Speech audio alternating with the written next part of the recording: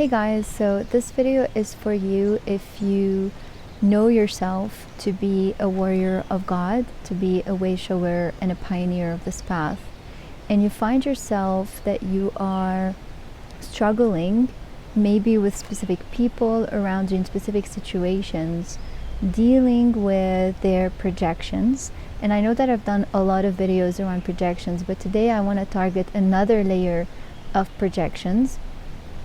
The ones that are externally placed upon ourselves that eventually turn out into distortions and illusions, because it's literally like wearing something that is not yours. And also the one that are internally generated, maybe from childhood or whatever that case is. And really is, maybe you might find yourself that the mastery that you're into, or the process that you're into, is truly the one of fully embracing the raw, untamed version of yourself.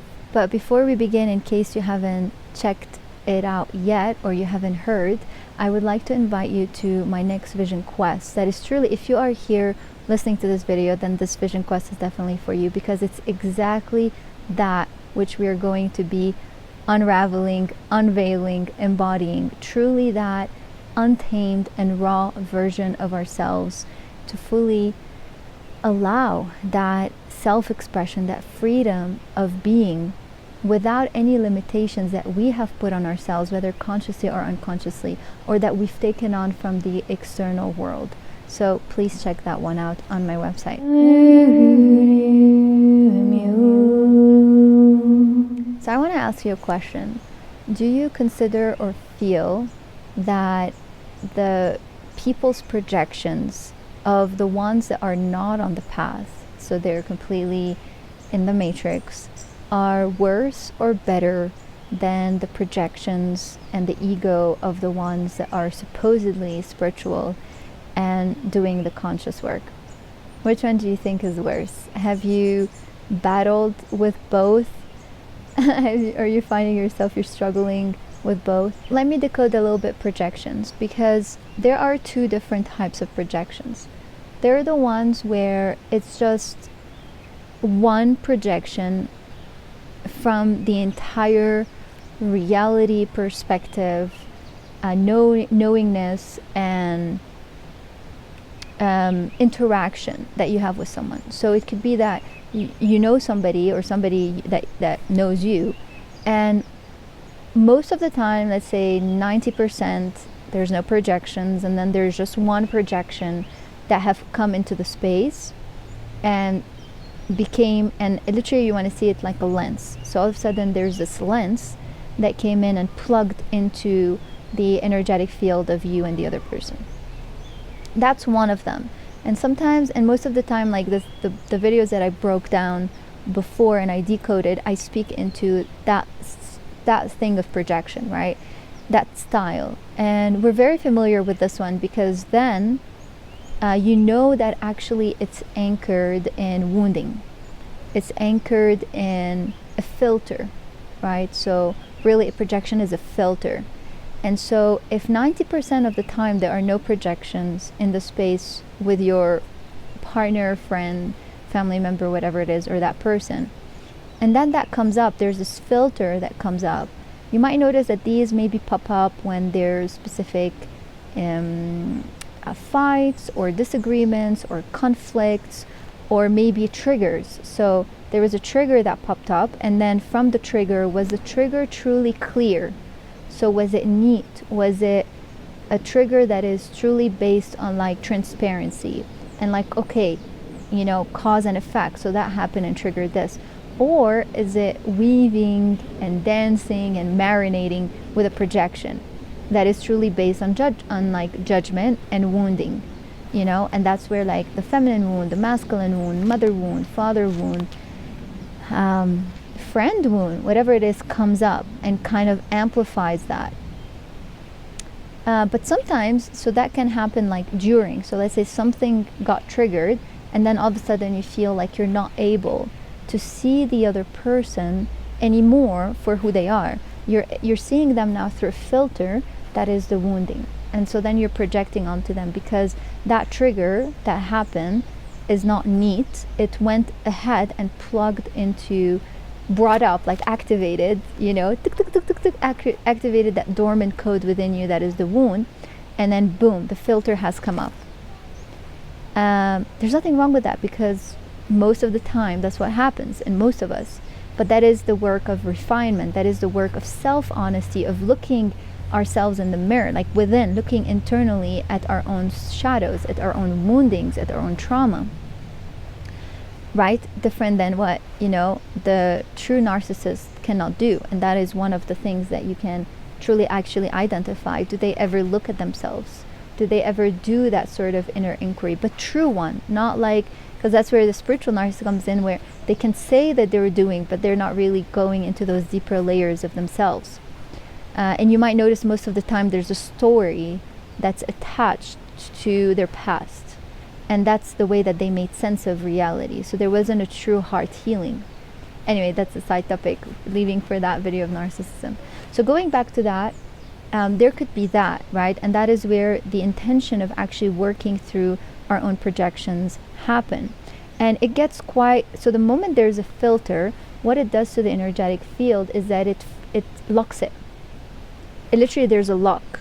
So you went from a freedom of perception, of vision, of feeling, of interacting with the other person's field, into all of the sudden it became narrow and dense, literally dense and in nature. And it's like a lock, because everything now is seen through that lens. And vice versa, right? So the other person, when you notice that maybe you've done something and whoa, like their reaction was out of proportion, you know, that person, and then there was a projection there that have come through. Why? Hence the ability of like open communication, open sharing, open listening, but most importantly, responsibility. Taking responsibility, but also highlighting another person's responsibility. Now that is one style of projection. The second style of projection that I want to talk about, which is the one that is insanely difficult, and that could also be with strangers, or it could also be with, you know, people in your family members, or, you know, people in your life, is when they can never ever see you. They cannot see you. It's not like they see you, like I said, 90% of the time, and then when the wounds come in, like literally like a poison or sneaks in, and then they see you through that lens and that filter. The one I'm talking about here is the one where you're really not seen at all by the other person whatsoever. And how you are seen completely, so your identity, that is the difference. Your entire sense of self and identity is measured, is colored, is designed by their view and their projection and their opinion of who you are. And that is so difficult, right? And even going back to like childhood, you know, if that was the case where you were never ever really seen.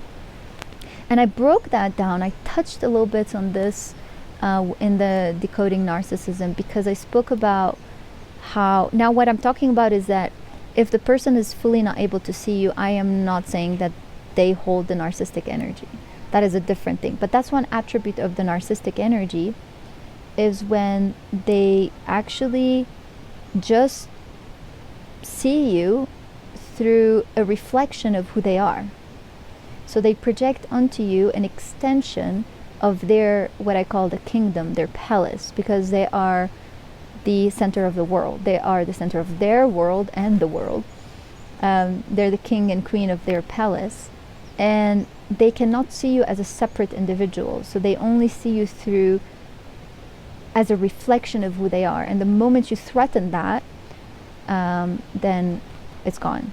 You're completely deleted, or there's chaos in your life from that person. So I spoke about that in that video. In this one, I'm talking, it doesn't necessarily have to be that the person that you're dealing with, because they fully cannot see you, means they hold a narcissistic energy. There's so many other factors to that. But this is where it gets difficult when you are meeting somebody, a new person, you know, you're socializing, or as I said, maybe if it's a bit deeper, it's a family member and it's intimate, and they have no sense whatsoever of who you are. Nothing. They're literally just seeing you through that filter, in all that you do, in everything, not just in one thing like it was with the wound. Literally here it's in everything. Who you are. Who is Natalia? Who is this person? Who are you? They cannot know. They cannot tell. The only thing they do is through that box that they have put you in. And that is why it's so challenging with these people to have conversations. It's so challenging with these people to be able to live freely. With these people, you are literally tamed.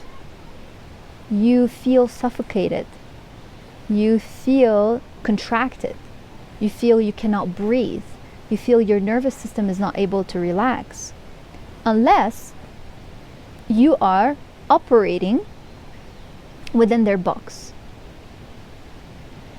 And it's even intense to see it, but it's like literally like if we were to say that filter that they're emitting, now all of a sudden wraps around, like first before it wraps around you, it wraps around their energy field like a layer, like a bubble, like a wall.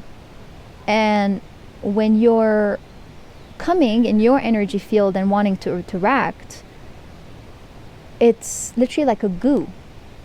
It cannot be, there's no way to an equality in terms of like exchange of energies. It's not neat and pure. There's something standing in the way. Now, it's amazing if it stops there, where you're able to feel that when you got into that paradigm with that person, that it got sticky, it got icky, it got contracted. You feel like you're not feeling free to express yourself in the way that you want, in your truth, in your voice, in even the way that you wear or the way that you carry yourself.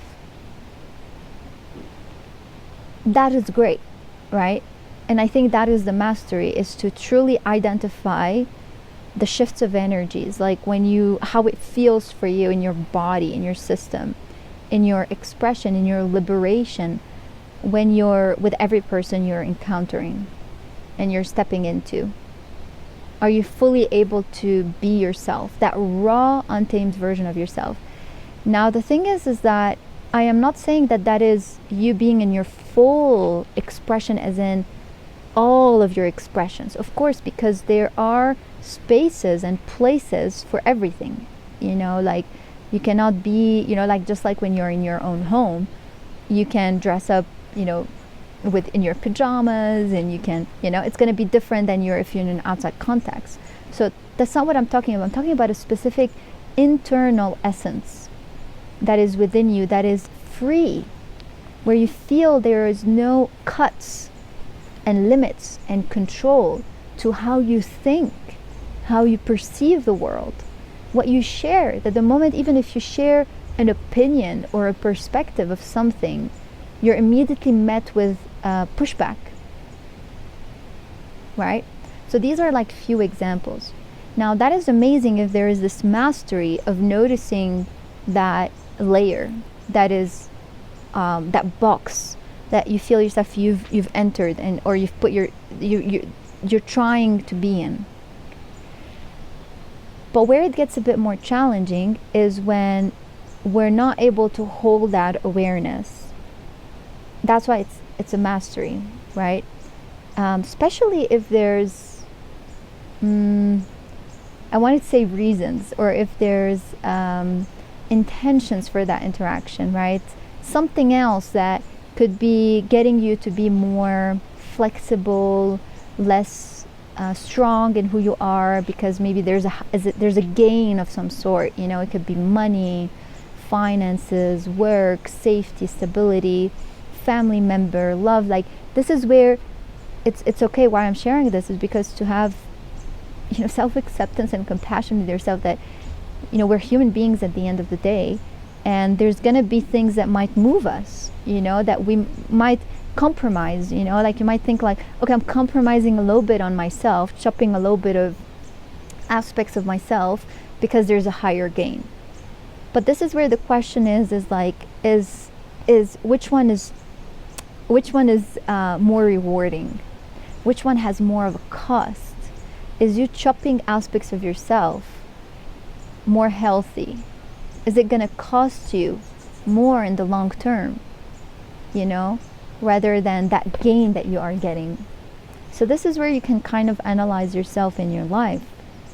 But that's where I'm talking is where it gets a bit more challenging, because now that filter that has become a wrap around that person's energy field, and it's very sticky, and you feel like boom, and like you're trying to get through, and boom, you get pushed back when it starts wrapping you.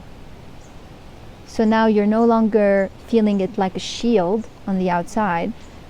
Now you're literally inside it, and you are now operating and moving from that box that they want you to be in. And it's all unconscious, right? And you find yourself that you're always getting drained. You feel like you're getting lost.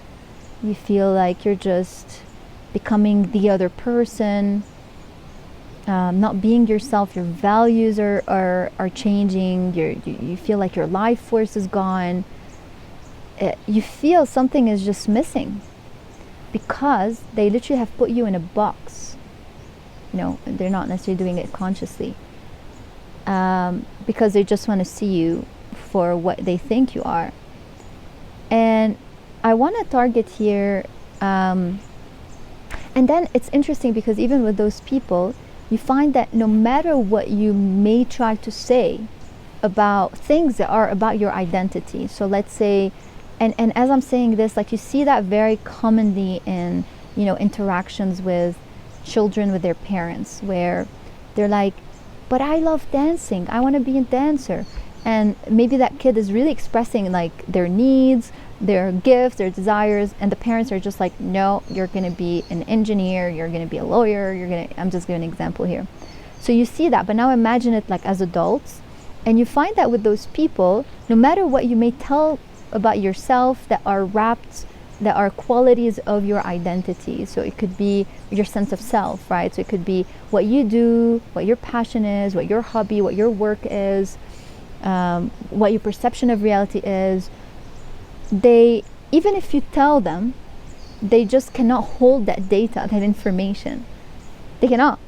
That the next time they see you around, they're still seeing you from what they think that actually you are. And you're like, wait a second, I thought like we cleared that, by, sharing information about each other. But for them, it's like, nope, I still see you through that lens. You're just this and you're just that. So imagine how really like imprisoning it is that you cannot fully express yourself with that person whatsoever. You cannot even stand and just look at each other, because there's no truth. It's based on a lie. It's difficult words, but truly is. It's based on a one-sided energetic interaction. It's not pure. The mirror, the reflection, the perception is not pure in need, so that then it's freeing, and now it's constructive, and it's building on true reality. Instead, it's building on an illusion. And there's no way to go around this, because it's literally one way. So no matter what data you might feed that person with that layer and that mesh that they have, they will not able to process that information and then, recode their perception of you or change it. Now that's not like hard, it's like stuck in stone or whatever. There are cases where maybe the person might realize, and you find that the more that you're bringing truth,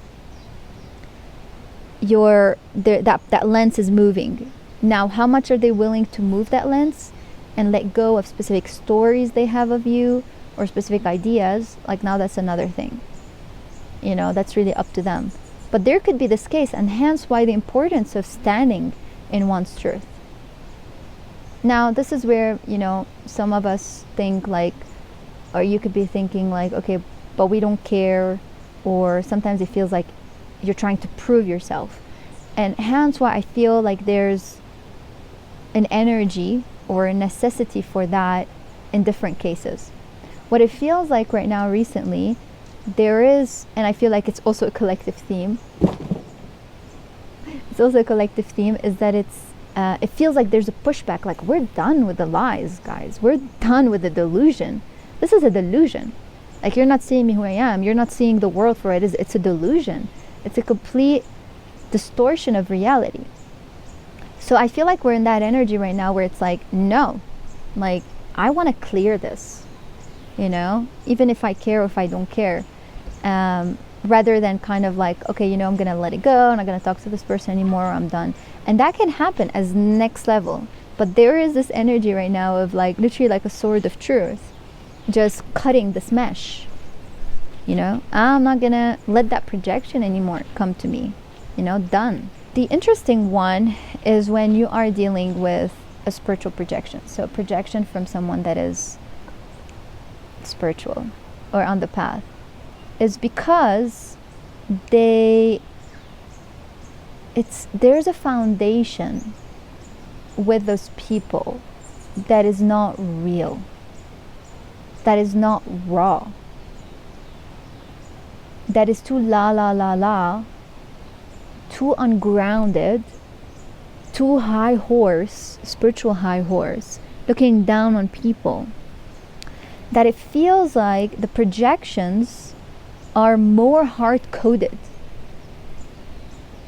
Because first and foremost, they have built in that fake, false confidence in spiritual maneuvering and spiritual realms, that an example that they believe fully what they see, and that what they see is the only truth.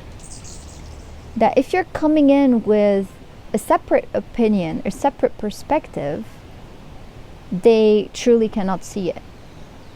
It's very hard to get through because it's embedded in them that no, this is who I am, this is what I see, this is what I do, right? That's one aspect.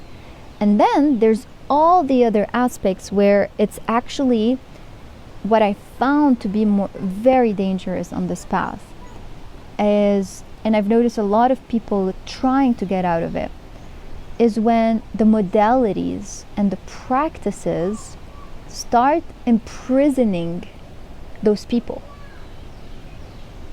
imprisoning them more in a distortion and an illusion of what the world is, really putting them in that spiritual bubble that they cannot see the world for what it is. It's not raw and real and untamed.